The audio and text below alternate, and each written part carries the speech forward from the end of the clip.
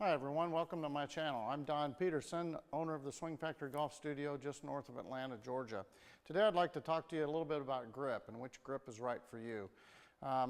If you look anywhere online in books, I'm sure you can find how to grip a golf club, thousands of different places, but one of the most common grips is the baseball grip when you're a beginner, okay? If you're a woman or a child, a man, baseball grip, and when I say baseball grip, they also call it a 10-finger grip, but you just put your hand on. Now you do want to put your lead thumb down the grip, and you'll want to cover it up with the, I always talk about the lifeline of your trail hand. So you've got two muscle pads here, and what I want you to do is kind of pinch together your thumb and your little finger, and you'll see a low spot right there. That's where the lifeline is.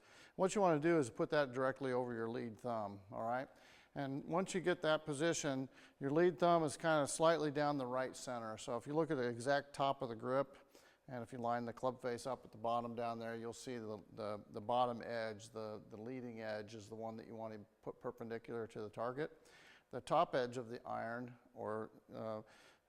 top edge of the iron is going to go off to the right. So don't use that as your alignment guide. All right, so once you get the club set up down here, put your lead thumb just slightly to the right. You should be able to see a couple knuckles over here. And like I said, the beginners, most of you just try a baseball grip or a 10-finger grip, and you're just going to put your hands on like so. Kind of all four fingers in the finger joints, kind of like we call it trigger fingers. Okay, so kind of put them like that, and then put the grip there, and that'll leave you the whole palm of your right trail hand to go over your left or lead thumb. All right. So there's one grip, and then if you wanted to do the Varden grip, what you do is just lay your small finger, little finger, your pinky finger of your trail hand on top of the forefinger of your lead hand. Same thing. You're going to do the trigger fingers for your first three fingers, and then the little finger is going to lay over the top. That's called the Varden grip. And then if you hook it down in between the two fingers around the forefinger joint, if you hook it around there, that's called the Hogan grip. And all of these grips work fine, but the best grip for you to have is the grip that I invented, and I called it the Lincoln grip, okay? So Abraham Lincoln, I don't know if he ever played golf, but he stood for freedom. So whatever grip you choose, what I want you to do is remember Abraham Lincoln and use the Lincoln grip, and that's a grip that allows the club to swing freely, all right? Now, that doesn't mean you open up your hands or your fingers. The fingers stay closed around the grip, but your wrists are going to remain oily, like Sam Snead said. He used to talk about the wrists. You want your wrists to be oily, all right?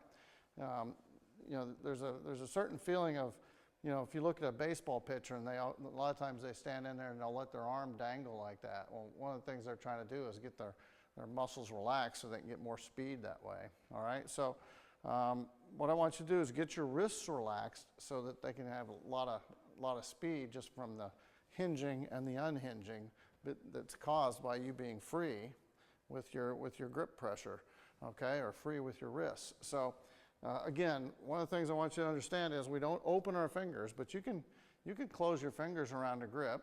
The taper, most grips are tapered, so they're larger at the top end up here, which is the butt end. So when you close your hands around the grip, if you hold it lightly, even if it were to slip slightly, it should get tighter by centrifugal force pulling away from you, or the club swinging away from you, okay, as it comes down. So it should snug in there tighter, if anything.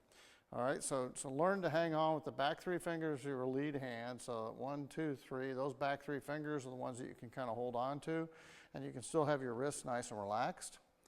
All right, so you should feel, if you're relaxed, you're going to have greater hinge action up here, and I've got a couple of other videos about Newton's third law. You might want to look into those. So you let this thing hinge, and you're going to get more length of your backswing without breaking down and taking your arms back too far. So this Lincoln grip, this freedom, allows the club to swing all the way back, hinge all the way, and then lets the face open all the way, which is a good thing, and that's going to give you consistency. So if you let it be free, it's going to go back to the exact same spot every time, and then you don't have to worry about it. You just turn through, and it's going to release itself, and that centrifugal or centripetal release that you have is going to help you hit the ball long and straight every time.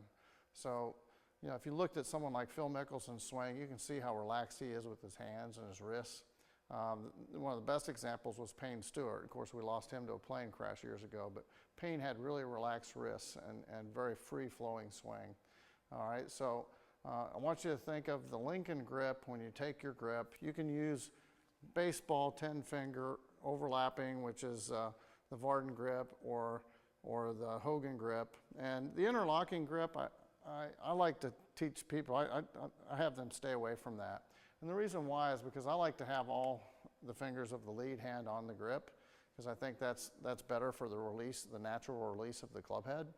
And if you take the forefinger of your lead hand off and you replace it with an interlocking grip, you're putting the right palm a little bit more under the grip, and I feel like it gives the right palm more control, which in my mind is bad because then you don't let the club hinge all the way. This has been my experience with teaching you know, thousands of students. So most of the time when someone can't get the right position at the top, it's halfway, at least 50% of the time, let me put it that way. It's because if they have an interlocking grip, that's the culprit. They have a problem there with letting the club hinge correctly at the top. So if I change it to an overlapping, a Varden, or even sometimes going back to a baseball grip, it works better because they learn to relax the right wrist and turn it into more of a tray position, which is another video of mine. So grip freedom is the key, all right? And freedom means relaxation, okay? And if you have freedom and relaxation, you're gonna give control over to science, okay? And again, I've got several other videos you can go and look at that'll talk about how that's gonna reward you with good shot making. I think the centrifugal, Learn to Swing Centrifugally is another one of my videotapes that's fairly popular. So go check those out. But this is all about the Lincoln grip and giving your club head freedom by relaxing your hands. All right, try this next time you go out and play. Waggle a little bit to relax your hands, and then give the club freedom with whichever grip you choose. Take care and come back and see me again soon.